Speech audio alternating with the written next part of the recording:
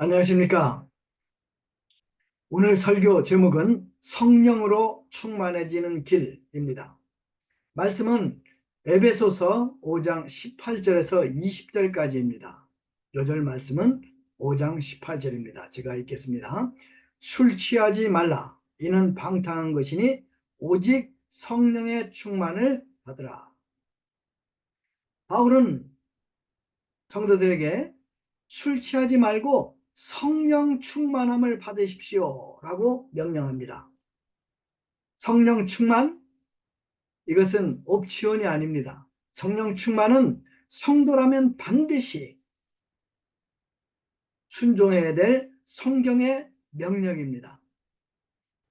그런데 바울은 왜 술 취함과 성령 충만함을 대조해서 말했을까요? 아마 당시에도 신자라고 하면서 술이 취해서 해롱해롱 하는 사람들이 있었기 때문이 아닐까요? 술은 어느 시대에도 문제가 됩니다. 많은 범죄의 원인이 술 때문에 일어납니다. 그러나 그보다도 바울이 술 취함과 성령 충만함을 대조한 이유는 술 취함과 성령 충만 사이에 유사함이 있기 때문이라고 생각합니다. 독일어 속담에 술이 뱃속으로 들어가면 이성은 술병 속으로 들어간다라는 말이 있어요. 술 취한 사람 이성을 잃습니다. 감각이 없어서 혀꼬부라진 소리를 하게 됩니다. 갈짓자 걸음을 걷게 됩니다. 괜히 기분이 좋습니다. 괜히 용기가 납니다. 만취하면 완전히 다른 사람이 되는 경우가 자주 있습니다. 그런데 우리가 성령 충만하면 다른 사람이 됩니다. 어떤 사람이 됩니까? 하나님의 사람이 됩니다. 세상이 모르는 기쁨의 강, 평강의 강이 성령 충만한 사람들에게 흐르게 됩니다. 어떤 분은 다른 사람이 알아듣지 못하는 방언도 합니다. 주님을 용기 있게 증거도 합니다. 성령은 우리가 예수님을 믿을 때 우리 안에 내주하십니다. 그렇다고 모든 신자가 다 성령 충만함을 받는 것은 아닙니다. 그러면 성령 충만함을 받는다라는 말이 무슨 뜻일까요? 성령 충만은 우리 모든 삶이 성령 속에 푹 잠긴다는 뜻입니다. 다른 말로 하면 성령께서 내 삶의 모든 영역에서 주인으로 행사하시는 것입니다. 우리들은 모두 기쁨과 평강이 강같이 흐르는 행복한 신앙생활을 하기를 원합니다. 사랑의 사람이 되기를 원합니다. 인내의 사람이 되기를 원합니다. 절제의 사람이 되기를 원합니다. 무엇보다 우리는 예수님을 잘 증거해서 많은 사람들을 구원하기를 원합니다. 그렇게 되려면 성령 충만해야 합니다. 자, 그러면 어떻게 우리가 성령 충만하게 될 수 있을까요? 굉장히 중요한 질문입니다. 오늘 성경 본문, 설교 본문 말씀에 성령 충만함을 받으라라는 명령이 들어있어요. 이것은 신약성경에 오직 이곳에만 있는 명령입니다. 그런데 본문을 앞뒤 문장 참조해서 자세히 보면 이 본문에 명령은 꼭 한 문장밖에 없어요. 그 명령 문장이 바로 성령 충만함을 받으라예요. 그러면 나머지 동사는 무엇입니까? 나머지 동사는 수식어 역할을 하는 현재 분사입니다. 즉, 이 문장을 이 원문에 충실하게 번역한다면 이런 거예요. 성령 충만을 받으십시오. 어떻게? 다음과 같은 것을 지속함으로써 라고 해석이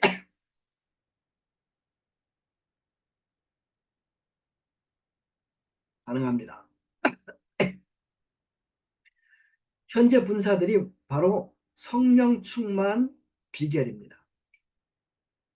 오늘 우리는 이 현재 분사를 공부하고 또 이 명령의 순종하여서 늘 지속적으로 성령 충만한 사람이 되기를 원합니다.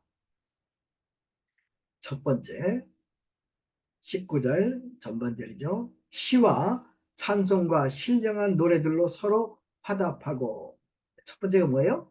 시와 찬송과 신령한 노래로 화답함으로 우리는 성령 충만을 받을 수 있습니다. 구약에서 아주 중요한 책 중에 하나가 바로 시편입니다. 시편은 150장으로 되어 있죠. 그리고 5권으로 되어 있어요. 시편은 이스라엘 찬송가입니다.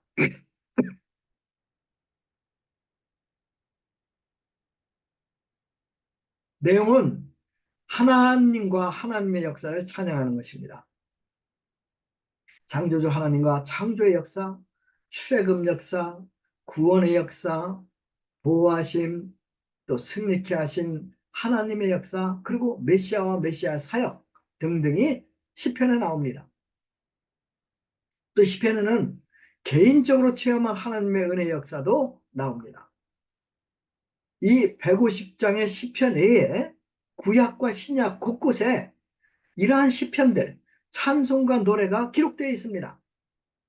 구약에 보면 모세의 노래가 있죠. 미리암의 노래가 있죠. 한나의 찬양이 있습니다. 신약 누가복음에 보면 마리아의 찬양이 있고 시몬의 찬양이 있습니다.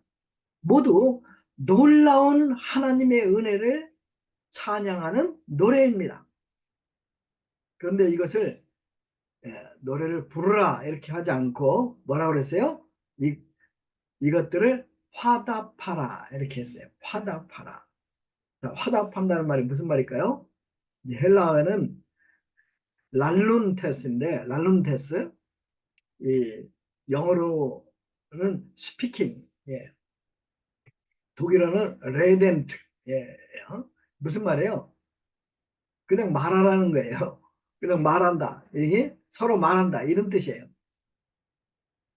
그러니까 이제 이 시편을 서로 말하라. 이게 무슨 말일까요? 그것은 하나님께서 이루신 역사를 서로 간증하라. 이런 말이겠죠. 그렇습니다. 우리는 서로 깨닫고 체험한 하나님의 은혜 역사를 증거해야 합니다. 우리가 전도할 때, 우리가 체험한 은혜를 간증할 때 가장 효과적인 것을 우리는 체험했습니다. 그런데 우리가 하나님의 크신 은혜, 예수님을 통해 베푸신 은혜를 깊이 배우고 체험해서 이것을 참 이 간증하면 서로 나누면 이제 전도도 되지만 또 우리 자신이 성령 충만하게 됩니다. 생각해 봤어요. 왜 그럴까요? 그것은 성령님께서 가장 하시고 싶어 하는 일, 그것은 바로 예수님을 통해 베푸신 하나님의 은혜를 증거하는 것이기 때문입니다. 여러분, 성령 충만을 원하시죠? 어떻게 해야 돼요? 하나님의 은혜를 깨닫고 그 은혜를 간증하십시오. 우리가 감사방에서 서로 감사 제목을 나누지 않습니까? 이것도 성령 충만의 방법 중에 하나입니다. 감사방을 우리 적극적으로 활용합시다. 두 번째는 성령 충만하면 마음으로 주께 노래하며 찬양해야 합니다. 19절 후반절이죠. 여기서 노래는 이제 앞에 화답은 이제 서로를 향한 건데 여기서 얘기하는 노래는 주님을 향한 것이죠. 하나님을 향한 것입니다. 그리고 마음으로 하라고 그랬는데 마음으로 하기 때문에 사실 음치들도 할 수 있는 것입니다. 우리가 어려운 환경에서도 기쁨으로 노래하면 성령 충만해질 수 있습니다. 성령님은 찬양을 좋아하십니다. 하나님은 찬양 중에 거하시고 성령님은 찬양 중에 역사하십니다. 사도행전 16장에 보면 재밌는 사건이 나와요. 바울과 실라가 유럽으로 건너가서 유럽 선교를 시작합니다. 그 도시가 바로 빌립보 도시예요. 그런데 이 전도하러 다니는데 한 점치는 귀신 들린 여종이 계속 따라다니는 거예요. 이제 이 점치는 귀신 들린 여종이 너무 피곤하게 하고 또 이 여종이 너무 불쌍하니까 바울이 그 여종을 이제 귀신을 내쫓아가지고 고쳐줍니다. 그리고 새 삶을 줘요. 이 여종의 주인들은 이 여종이 점치는 것을 통해서 돈을 많이 벌었는데 이제 귀신이 나가니까 점을 못 치잖아요. 그러니까 돈을 못 벌게 되니까 바울과 이 바울과 신라를 붙잡아가지고 이제 관청에 갖다 고소를 해버려요. 근데 이 관원들은 좀잘 알아보지도 않고 바울과 신라를 갖다 죽도록 두드려 패고 쇠고랑을 쳐서 감옥 중에서 가장 깊은 곳에 쳐넣어 버렸어요. 이 바울과 신라가 뭐 잘못한 거 있습니까? 이 불쌍한 여종 하나 고쳐준 것밖에 없잖아요. 근데 한 사람에게 새 삶을 준 대가치가 너무 가혹합니다. 이런 상황에서 하나님 원망하기가 참 쉽죠. 그런데 그들은 한밤중에 일어나서 기도하고 하나님을 찬송합니다. 근데 왜 초저녁부터 기도하고 찬송하지 않고 한밤중에 일어나 찬송했을까요? 생각해 봤는데 그런 것 같아요. 아마 그들이 너무 많이 맞아가지고 기절해 있었던 것 같아요. 그때까지. 그래서 이제 그들이 기절해서 깨보니까 몸에는 쇠사슬로 매여 있어요. 그리고 가장 깊은 감옥에 쳐넣어져 있어요. 그런데 쇠사슬은 그들의 몸을 묶을 수 있었지만 그들의 영혼을 가둘 수는 없었습니다. 그들은 정신이 들자마자 큰 소리로 하나님의 은혜를 찬송합니다. 첫 교도소 콘서트입니다. 반주가 없는데도 두 사람은 듀엣으로 너무 은혜스럽게 하나님을 찬양합니다. 제수들이 일어나서 시끄러워하지 않고 오히려 가만히 앉아서 이 찬양을 듣습니다. 하나님이 감동을 받으십니다. 그리고 박수를 치십니다. 전능하신 하나님께서 박수를 치시자 옥토가 흔들립니다. 결국 옥문이 다 열려버립니다. 여러분, 찬양하면 옥문이 열립니다. 찬양하면 하늘문이 열립니다. 찬양하면 성령 충만한 증거자가 됩니다. 올해 찬양을 많이 합시다. 아침에 일어나면 찬양하고 하루 종일 흥얼거리고 찬양하고 저녁에 자기 전에 또 찬양하고 우리 하나님 찬양 중에 계시고 성령은 찬양 중에 역사하십니다. 아멘. 세 번째는 이제 20절이에요. 범사에 그리스도 예수 그리스도의 이름으로 항상 아버지 하나님께 감사하며 성령 충만하려면 범사에 항상 아버지 하나님께 감사해야 합니다. 여러분, 성령의 불을 끄는 찬물이 무엇인지 아십니까? 불평입니다. 불평은 성령의 불을 끄는 역할을 합니다. 불평하는 영과 성령은 함께 살 수 없습니다. 이스라엘의 고질적인 죄, 불평하는 것이었습니다.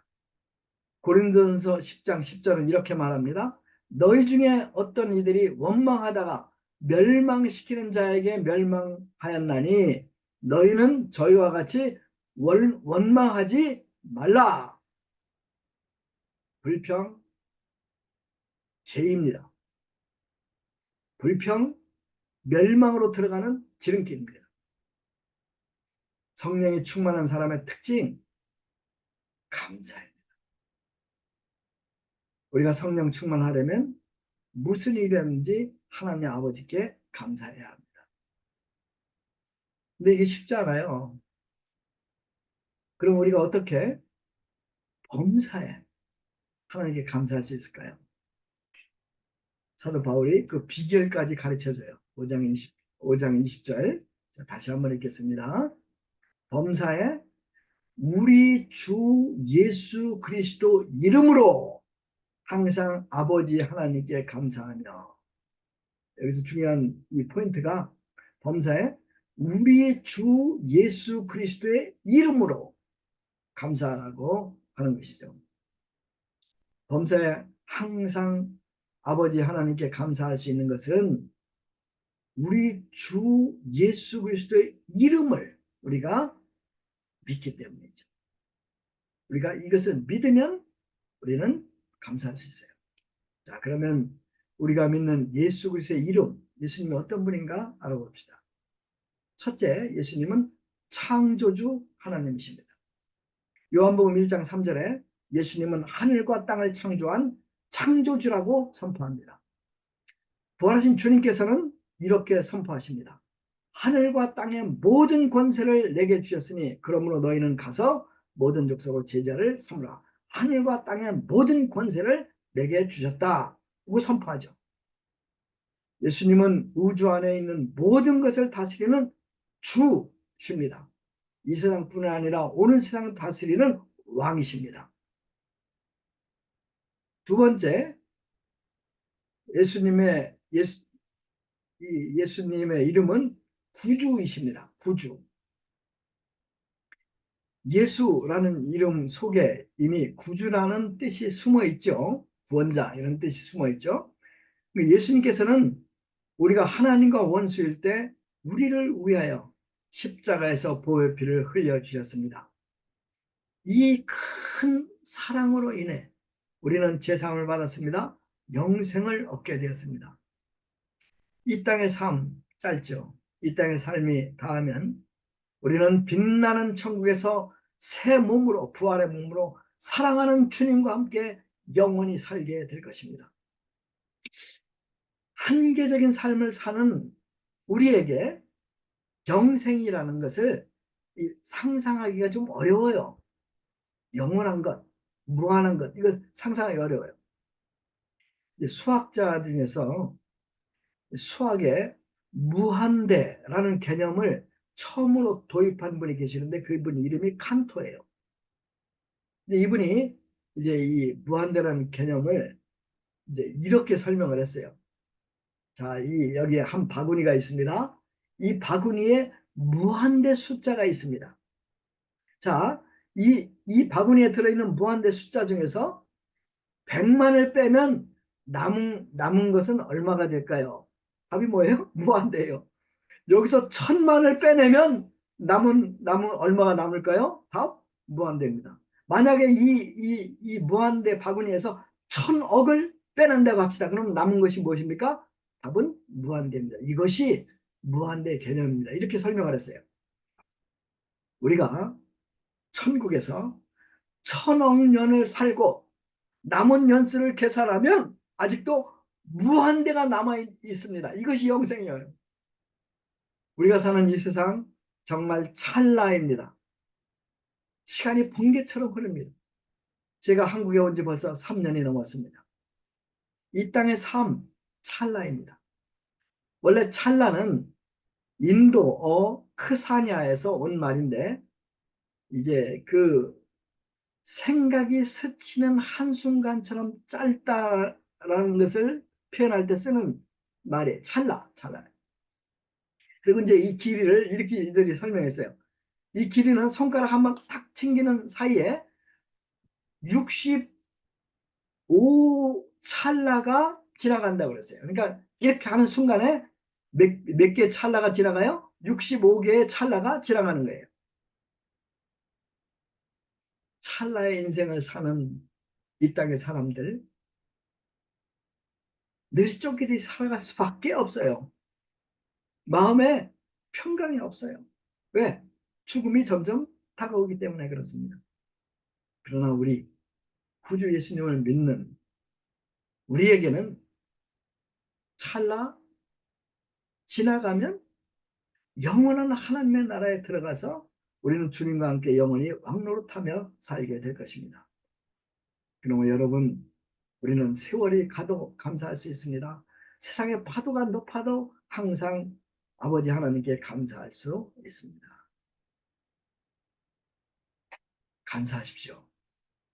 세 번째 예수님의 이름은 임마누엘입니다. 마태복음 28장 20절 우리 주님은 우리와 세상 끝날까지 함께 하신다고 약속하십니다. 마태복음 1장 23절 예수님의 이름은 임마누엘입니다.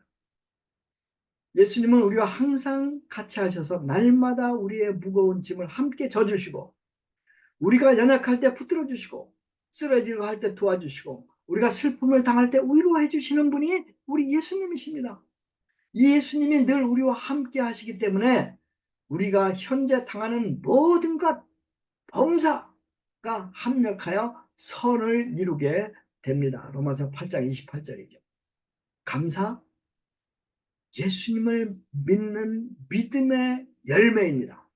그리고 감사하면 성령 충만하게 됩니다. 일본에 다하라 요네코라는 목사님 부인이 계세요. 사모님이죠. 열심히 전도하시는 분이에요. 성령 충만한 분입니다. 근데 이분이 원래부터 그렇게 성령 충만한 분이 아니었어요. 18살이 되었을 때 어머님이 갑자기 돌아가셔요. 그러니까 내가 꼭 살아야 될 이유를 모르는 거예요. 그래서 이제 너무 허무하니까 아이 살아봤자 뭐하냐 그렇게 생각하고 이제 자살하고자 어느 날 달려오는 기차에 몸을 던져버려요. 다행히 목숨은 건졌어요. 근데 왼팔이 날아갔어요. 오른쪽 다리가 날아갔어요. 왼쪽 다리도 날아갔어요. 오른손도 이제 손가락 3개만 남기고 다른 손가락은 다 잃어버렸어요. 자, 오른손에 손가락 3개 달린 오른손만 남은 거예요. 사지 중에서.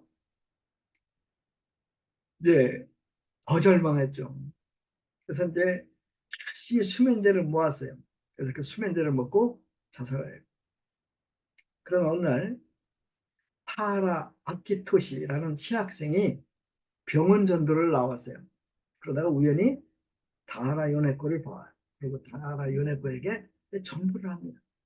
성령님께서 도우셔가지고 다하라 요네코가 예수님을 영접합니다. 그리고 특별히 그런즉 누구든지 그리스도 안에 있으면 새로운 피조물이라 보라 이전 것은 지나갔으니 새 것이 되었도다. 고린도후서 5장 11절 말씀을 마음으로 영접합니다. 그러자 이 예수님을 믿고 또 이 말씀을 영접하자 그녀의 생각이 달라져요. 그녀에게 자신의 오른팔에 손가락이 3개나 붙어 있구나 하는 사실을 새롭게 깨닫고 감격합니다. 그때부터 그녀는 없는 것에 집착하지 않고 있는 것에 감사하며 살아가기 시작합니다. 열심히 감사합니다. 그렇게 살자 하늘로부터는 평강이 이 다하라에게 임합니다. 하나님으로부터는 평강이 임하고 예수님의 사랑이 임하자 말투가 달라지고 얼굴이 달라집니다. 아름다운 사람이 됩니다. 그녀를 전도했던 타라가 그녀의 아름다움에 반해서 청혼을 합니다. 결국 둘은 가정을 이룹니다. 딸을 둘을 낳습니다. 그리고 두 분이 지금도 감사하며 행복하게 목회를 하고 계십니다. 다하라 요네코 씨가 책을 썼어요. 책 제목이 재밌어요. 제목이 산다는 것은 황홀한 것입니다. 산다는 것은 황홀한 것입니다. 여러분 감사하면 황홀한 삶을 살게 됩니다. 감사하면 성령 충만하게 됩니다. 네 번째가 중요해요. 네 번째는 성령 충만을 받으려면 말씀 충만해야 합니다. 바울은 에베소 성도들에게 성령 충만함을 받으라 이렇게 명령하죠. 근데 고린도 성도들에게는 그렇게 명령하지 않아요. 이렇게 명령해요. 제가 고린도 골로새서 3장 16절 17절까지 읽을게요. 잘 들어보세요. 골로새서 3장 16절 17절 그리스도의 말씀이 너희 속에 풍성히 거하여 모든 지혜로 피차 가르치며 권면하고 시와 찬미와 신령한 노래를 부르고 마음의 감사함으로 하나님을 찬양하고 또 무엇이든지 말에나 일에나 다 예수 그리스도의 이름으로 하고 그를 힘입어 하나님 아버지께 감사하라. 에베소서 오늘 설교 본문 말씀과 이 골로새서 말씀을 비교해 보면 한 가지만 빼놓고 내용은 동일합니다. 에베소서에서는 성령 충만하라 명령했고 골로새서에서는 말씀 충만하라고 명령합니다. 즉 바울에게서 성령 충만은 곧 말씀 충만입니다. 요한복음 15장 7절도 재미있어요. 이 7절 말씀을 읽어보면 사도 요한에게 있어서 말씀 충만은 곧 예수 그리스도 충만입니다. 그러므로 성령 충만함을 받으려면 말씀을 충만히 덧입어야 합니다. 말씀 충만 없는 성령 충만은 없습니다. 말씀 없는 성령 충만은 위험합니다. 여러분, 말씀을 읽으십시오. 말씀을 사랑하십시오. 말씀을 읽고 가슴에 간직합시오. 말씀으로 충만해지십시오. 그러면 성령 충만하게 될 것입니다. 결론을 맺겠습니다. 성령 충만 하나님의 뜻입니다. 성경의 명령입니다. 성령 충만할 때 우리는 하나님을 기쁘게 할 수 있고 땅까지 이르러 예수님의 증인이 될 수 있습니다.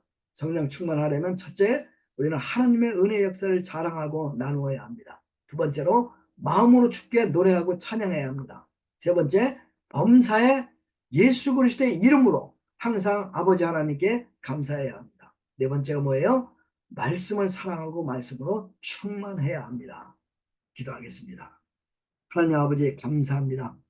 저희들을 도와주십시오. 저희들이 말씀 충만, 감사 충만, 그리고 저희들이 찬양 충만 할 수 있도록 도와주시고 예수 그리스도의 은혜를 더욱더 깊이 깨닫고 늘 자랑하며 살 수 있도록 도와주십시오. 성령 충만하도록 도와주시옵소서. 감사합니다. 예수님의 이름으로 기도했습니다. 아멘.